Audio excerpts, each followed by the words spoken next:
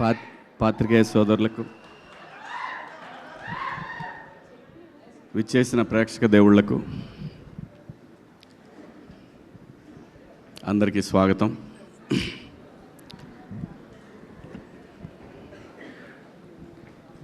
దీని అమ్మ 25 సంవత్సరాల నుంచి ఇలాంటి ఒక రోజు కోసం వెయిట్ చేస్తూ ఉన్నానండి. ఎప్పుడు మైక్ తీసుకున్నా మైక్ భయపడేది, ఇప్పుడు నేను భయపడుతున్నాను.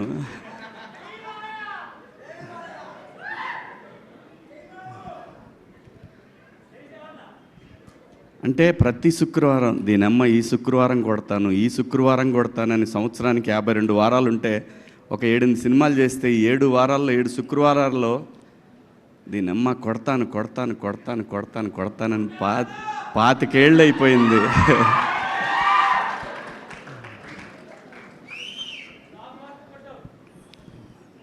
ప్రతి ఆర్టిస్ట్కి ఒక కళ ఉంటుందండి. వాడి గురించి ఆ రోజంతా మాట్లాడుకోవాలా.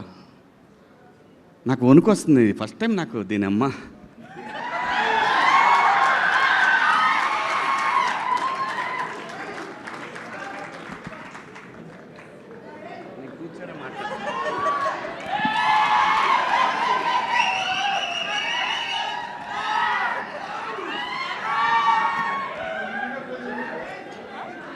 ఓకే వద్దు అది లేదు అదేం లేదండి. లేదు. ఇలా ఇండస్ట్రీలో తెస్టేసుకొని కూర్చోవాలని చాలా కలగన్నది నా అమ్మ. ఇలా కూర్చోవాలని ఎంత కలగన్నానంటే,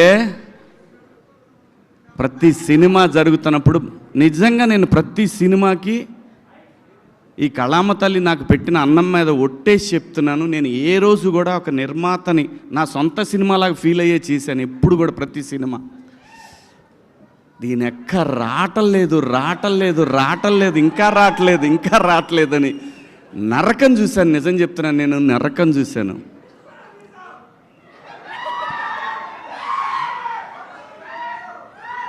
నాకు ఈ సినిమా వచ్చినప్పుడు, ఈ సినిమా కాదు, బిగ్ బాస్ హౌస్ నుంచి వచ్చిన తర్వాత చాలా స్క్రిప్ట్లు విన్నాను. చాలా వచ్చినాయి, చాలా స్క్రిప్ట్లు. నిజం చెప్పాలంటే ఆగురా బైని నా బాధ చెప్పుకుందా ఉంటే మీరు, చాలా స్క్రిప్ట్లు వచ్చినాయండి.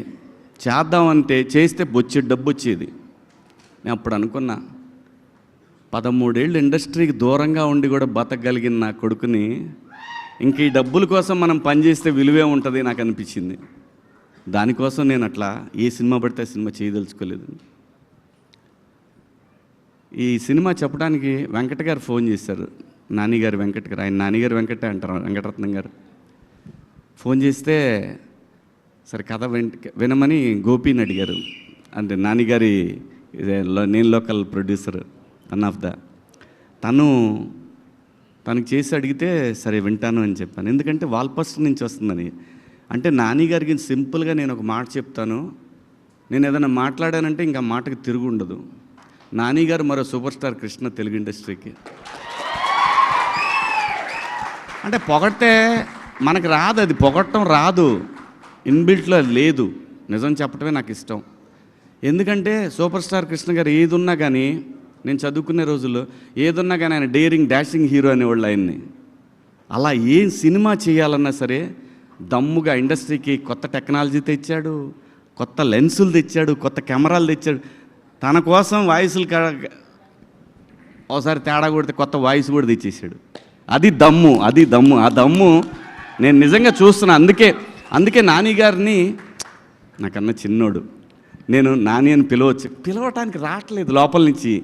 ఆ రెస్పెక్ట్ టువర్డ్స్ సినిమా పట్ల తనకున్న అంకిత భావం, ఆ మర్యాదను ఇవ్వాలనిపిస్తుంది. రావట్లేదు అట్లా నాని అని అనిపించట్లేదు. అంటే తను సక్సెస్ఫుల్ హీరో, తను నాకు డబ్బులు ఇచ్చాడు ఈ సినిమాకి, అలాగని చెప్పట్లేదు. ఆ మెంటాలిటీ కాదు మందే. ఏంటండి అని అంటాం అంతవరకే. నాని గారు అనేది ఎందుకంటున్నానంటే, టువర్డ్స్ సినిమా తను హీరోగా ఉండి ఇలాంటి సినిమాలు చేయాల్సిన అవసరం లేదు. 100 కోట్ల హీరో కొడితే 2-3 సినిమాలు కొట్టాడంటే 70-80 వెనకేయచ్చు. అలా కాకుండా సినిమాని ఎంకరేజ్ చేసి తను చెయ్యలేని తన బిగినింగ్ డేస్లో చేయలేని సినిమాలని అటువంటి కంటెంట్ని ఇండస్ట్రీకి ఇవ్వాలనే ఉద్దేశంతో తను స్టార్ట్ చేసిన వాల్ పోస్టర్ నుంచి ఎంతోమంది డైరెక్టర్లు వచ్చారు. అందుకు ఆయన్ని ఆ గౌరవం ఇవ్వాలనిపిస్తుంది నాకు. అలాగే జగదీష్ వచ్చి నాకు కథ చెప్పినప్పుడు లోపల మాత్రం ఉంది, అయిపోయిందిరా దీని ఎక్క ఇక దొరికింది, మనకు దొరికిందని. కానీ బయటపడలేదు. అమ్మ ఇటు బయటపడితే మళ్ళీ వేరే ఎవరికైనా వెళ్తాడో మాట్లాడతాడేమో, ఇవన్నీ ఉన్నాయి, లోపల చాలా ఉన్నాయి. వీళ్ళు టెస్టింగ్కి వచ్చారా లేకపోతే నా మీద నిజంగా నమ్మకానికి వచ్చారా అని. సరే మనకేం భయం లేదు. బాహుబలి సినిమా వచ్చిపోయినా కానీ నేను భయపడేవాడిని కాదు. నేను ఎందుకు వెయిట్ చేస్తున్నానంటే ఆ ఒక్కరోజు నేను ఫీల్ అవ్వాలి, దీని అమ్మ ఇది నా రోజు అనేది నేను ఫీల్ అవ్వాలి. దానికోసం ఏది పడితే అది చేయకుండా ఈ కథ విన్నప్పుడు నేనేం అడగలేదు. నేను ఒక్క మాట కూడా, నాని గారు ఎందుకు అనుకున్నారు నన్ను ఈ సినిమాకి అని అన్నాను. నేను నాని గారు కదండి మేమే అనుకున్నాము, నానిగారు యాక్సెప్ట్ చేశారు కదా. అవును యాక్సెప్ట్ చేశారండి. ఎందుకంటే మళ్ళీ డౌట్ ఇంకేమన్నా పెడతారేమో సినిమాకని. నన్ను ఈ క్యారెక్టర్లు అసలు మీరెలా అనుకున్నారు, ఎవరు అనుకోరు కదా ఇలాంటి క్యారెక్టర్లు. కానీ నాకు తెలుసు లోపల నర్రూప రాక్షసులు అనే ఆర్టిస్టులు ఉన్నారనే విషయం నాకు మాత్రమే తెలుసు. అది అడిగినప్పుడు నా డైరెక్టర్ శ్రీనివాస్ రెడ్డి అని ఉన్నాడు, ఆయన కొడుకే ఈ కార్తీక్. తను సజెస్ట్ చేశాడంట జగదీష్కి.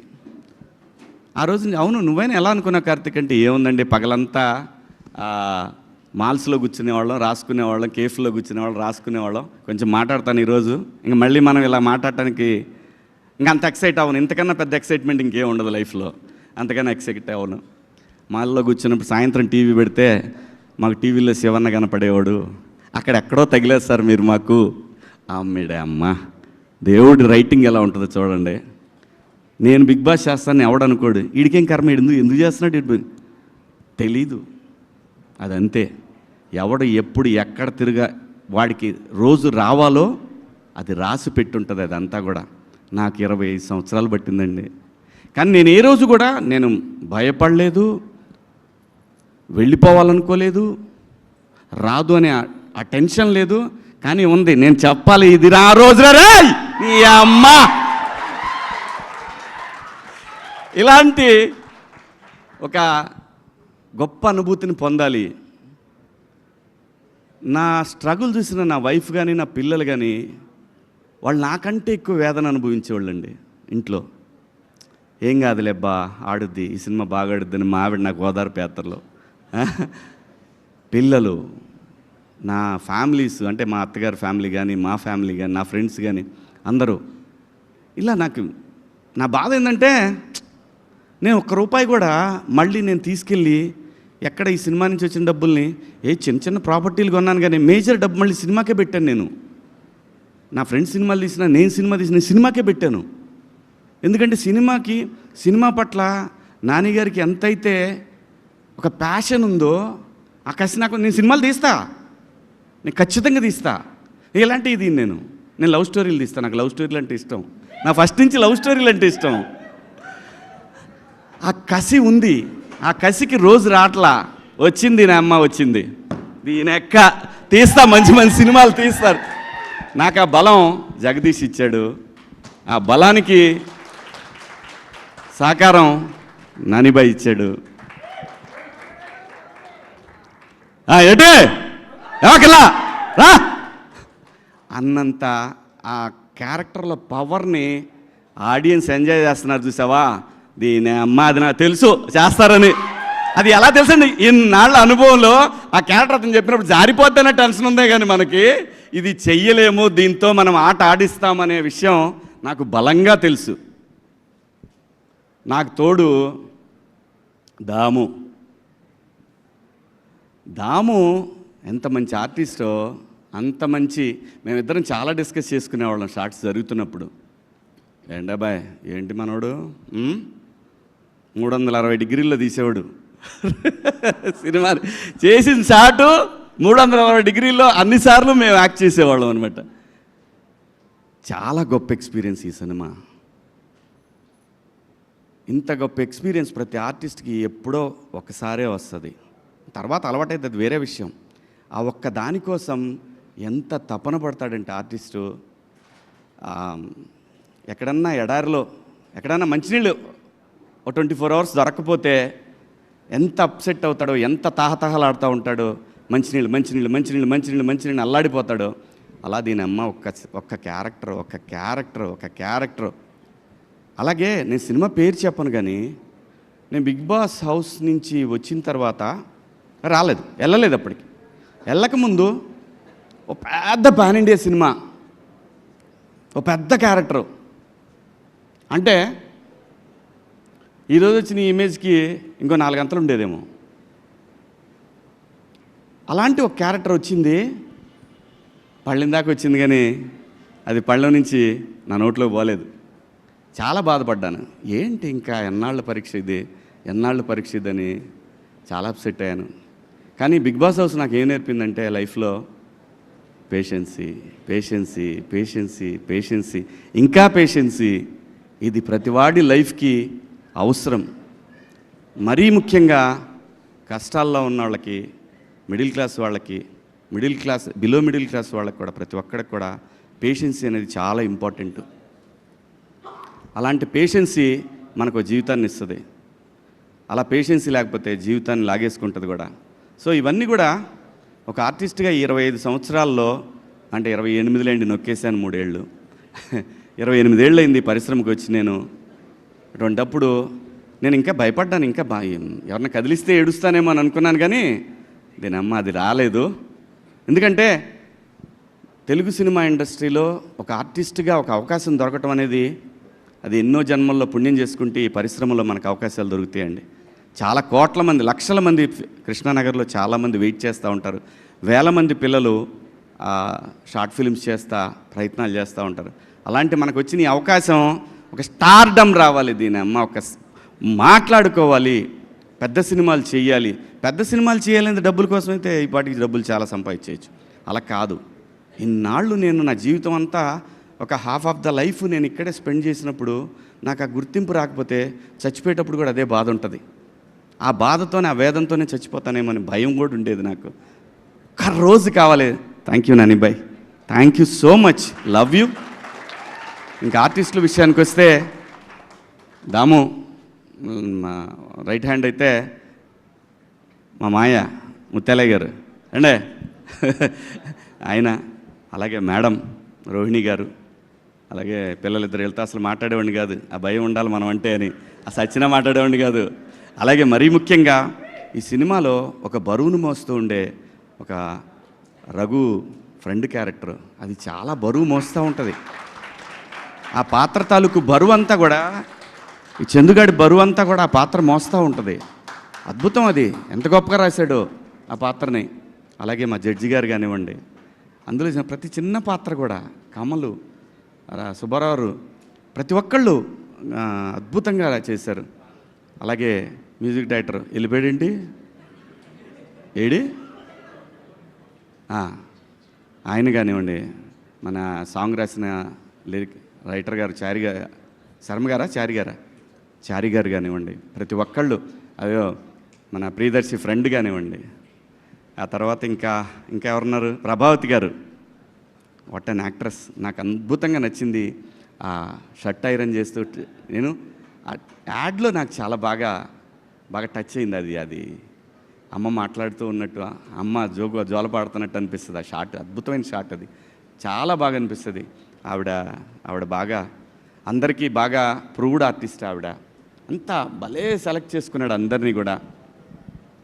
ఈ సినిమాలో నాకు చాలా ఇష్టమైన ఏడి నాగార్జున, టోపీ వాళ్ళ. Where is he?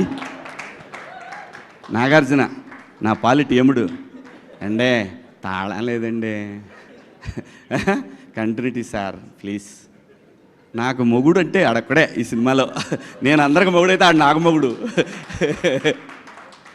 డబ్బింగ్ అయిపోయినాక మళ్ళీ వచ్చి జగదీష్ చెప్పి, రే ఏంట్రా అరక నుంచి ఉరికిచ్చారు ఒక డైలాగ్ కోసం రా నన్ను, అరక నుంచి పరిగెత్తుకొచ్చాను నేను, ఎందుకంటే అతని ప్యాషన్ కోసం నేను వచ్చాను.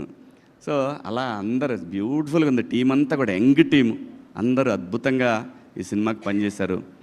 ఎక్కడెక్కడి నుంచి ఫోన్లు అంటే అసలు ఆ ట్వీట్లు ఫస్ట్ నాకు నానిగారు షో జరుగుతున్నప్పుడు చూపించాడు. హీఈస్ కిల్లింగ్ మ్యాన్ వార్ని అవ్వా, ఇది కదా మనకు కావాలి, హీఈస్ కిల్లింగ్. ఇలాంటి ఒక మంగపతి పాత్ర లైఫ్లో ఎప్పుడో ఒకసారి వస్తుందండి, ప్రతిసారి రాదు. ప్రకాష్ రాజ్ గారిని అంతపురం సినిమాలో చూస్తున్నప్పుడు అలాగే నేను మొనార్క్ని అంటాడు ఆ సినిమా అదొకటి. అలాంటి ఒక పాత్రలు రేర్గా వస్తుంటాయి. ఆ వచ్చినప్పుడు అది ఆడియన్స్ గుర్తిస్తే ఆ మజానే వేరు, ఆ కిక్కే వేరబ్బా. అలాంటి కిక్ని నేను ఎంజాయ్ చేస్తున్నాను. అలాగే నేను బాగా ఫ్రస్ట్రేషన్కి గురయ్యి ఈ చెయ్యి దబ్బెట్టుకున్న ఒక వారం రోజులు, అది సరిపోదా శనివారంలో ఎస్జే సూర్య క్యారెక్టర్ చూసి బాత్రూంలో గుద్దితే అద్దం పగలాల్సింది నా చెయ్యి పగిలింది, వేరే విషయం. ఎందుకంటే అలాంటి ఒక క్యారెక్టర్ దొరికితే నరికి పడదొబ్బుతామనేంత కసి ఉంటుంది. అంటే ఎంత హంగర్తో ఉన్నామనేది, అది ఆ హంగర్ని లోపల ఎంత స్ట్రగుల్ ఉంటుందంటే బీపీ షుగర్లు కూడా వస్తాయి. ఇలాగే అంత పెయిన్ ఉండేది నాకు. ఆ పెయిన్ మొత్తాన్ని కూడా జగదీష్ ఏ జన్మలో నాకు బాకీ ఉండుంటాడు, ఆ రుణం ఇప్పుడు తీర్చుకున్నాడు. ఈ రుణం నేను తర్వాత ఎప్పుడో తీరుస్తా తనకి. అలాగే నానిబాయ్, మీరు అద్భుతం. నాకన్నా చిన్నవారైన మీరు, యు ఆర్ సంథింగ్ డిఫరెంట్.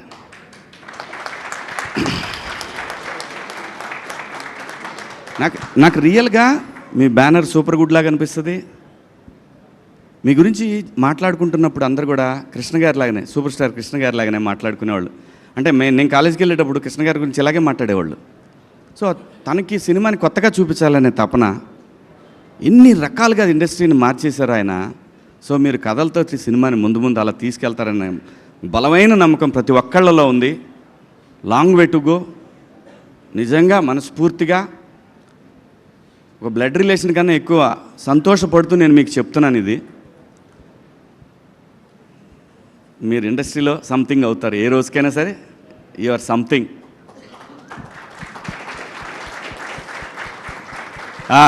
అబ్బాయ్ హీరో దర్శి నవ్వటే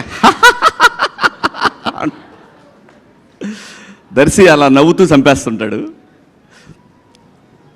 నేను జెన్యూన్గా చూసినప్పుడు ఏంటి చిన్నగా కొడుతున్నాడు, ఇలా కొడితే సుత్తి తీసుకుని ఎంతసేపు కొట్టాలా అనే ఫీలింగ్ కలిగేది. బట్ డబ్బింగ్ చెప్పేటప్పుడు చూసినప్పుడు నాకు అనిపించింది, డైరెక్టర్ ఎంత దొబ్బి ఉంటే ఇంత అండర్ ప్లే చేస్తూ ఉన్నాడు. డైరెక్టరు అంత అండర్ ప్లే కావాలని కోరుకుని ఉంటే మనోడు అందుకే అంత స్లోగా అనిపించింది. స్క్రీన్ మీద చూస్తున్నప్పుడు పర్ఫెక్ట్. ఆ క్యారెక్టర్కి ఓన్లీ దర్శియే బాగుంటాడు.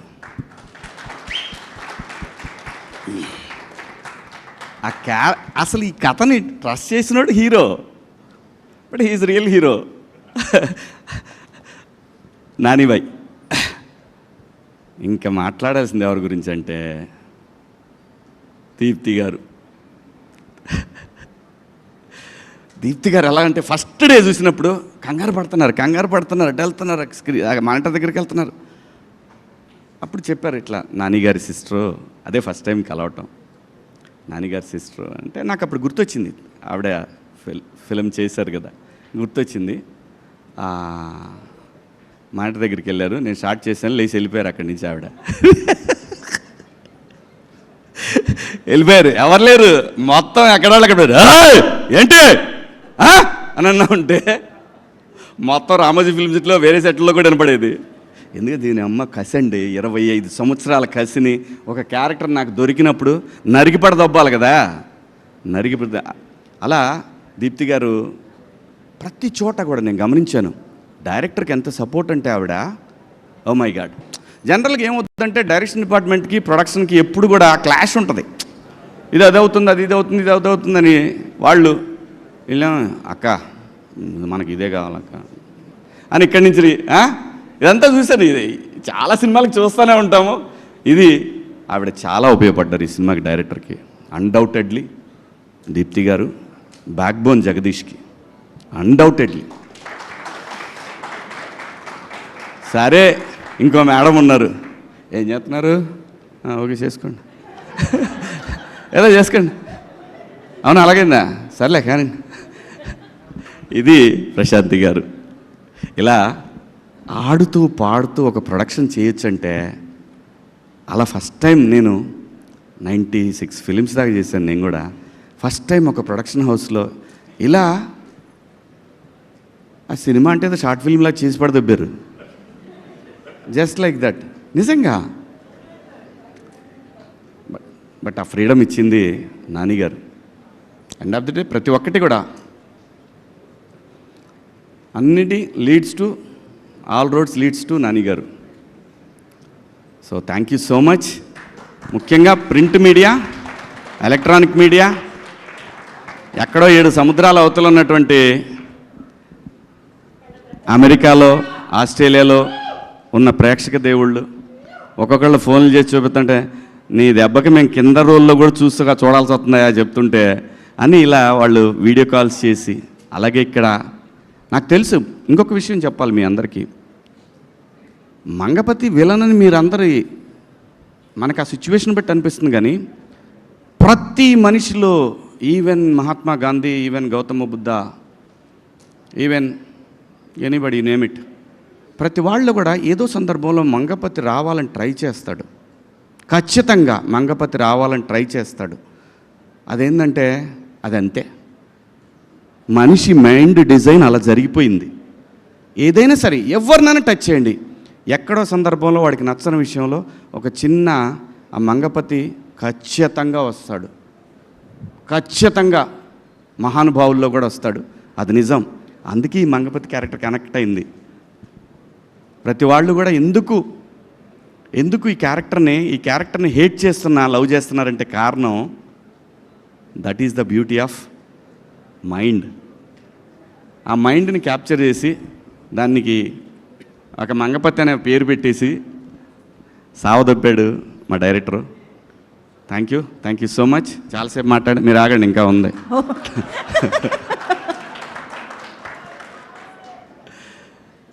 ప్రతి ఒక్కళ్ళకి కూడా 2 తెలుగు రాష్ట్రాల్లో ఈ సినిమాని తమ సొంత సినిమాలాగా భావించి ఆదరిస్తున్న ప్రేక్షక దేవుళ్ళందరికీ కూడా శిరస్సు వంచి అభివందనలు, మీ పాదాభివందనలు చేసుకుంటూ, సినిమా జిందాబాద్.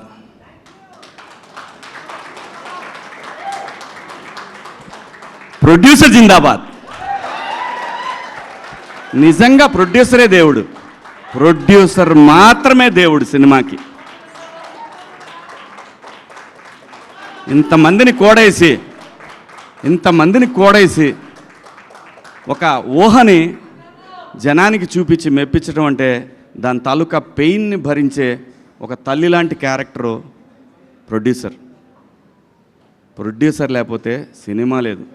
అమ్మ లేకపోతే సృష్టి లేనట్టు, ప్రొడ్యూసర్ లేకపోతే సినిమా లేదు. ప్రొడ్యూసర్ని గౌరవిద్దాం, ప్రొడ్యూసర్ని మన సొంత మనిషిలా చూసుకుందాం. ఇంకా ఇలాంటి సినిమాలు కొన్ని 100,000 రాబోయే తరాలు చూడాలని కోరుకుంటూ, జై మంగపతి. కాదు.